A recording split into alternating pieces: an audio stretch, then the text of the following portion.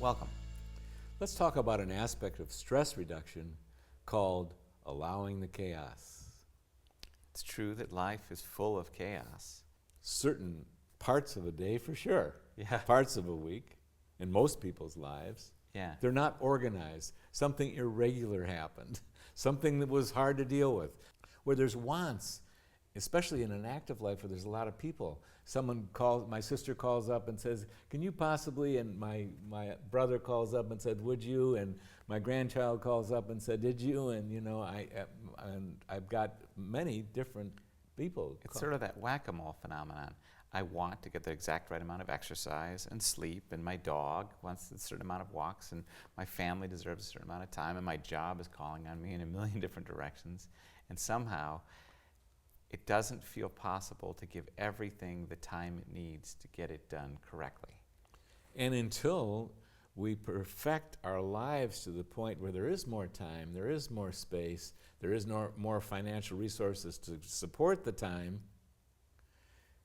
it may not become organizable next week or next month or next year or next decade. These are long-term life projects to get things as refined as we want. Yet, they don't need to be. What will set us free is if we don't break down in the midst of it, because life is active like that, and the more engaged you are in life, you've got people who are having a real hard time in your life at any given moment, someone who's ill, someone who's just had some kind of economic calamity, relationship calamity. If you're involved on this planet with people, this is going on all the time, plus the world outside of that, which matters. We all feel it. Yeah. It's not going to get perfectly organized overnight. So what's the freedom? Allow it to be. Let it be what it is. Have some space for some action, emotional action, people's ups and downs. How do you do that? Well, you have to have comfort and space for your own discomfort. I've got to allow myself to be uncomfortable and to go through the ups and downs of any given day, and even be present for a certain amount of chaos because it's there. It's not like I don't need to also manage and communicate that when it's getting too chaotic, but also I've got to be spacious and build the muscle of allowing the vicissitudes of life. Doing that allows me to be present. And it's in the moment where there's also extraordinary beauty.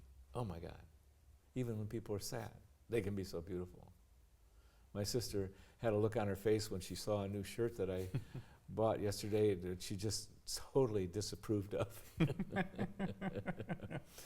And yet she loves me, so she kind of caught herself in not wanting to be that disapproving, and I was so precious. I thought it was so amazing. We had such a laugh afterwards.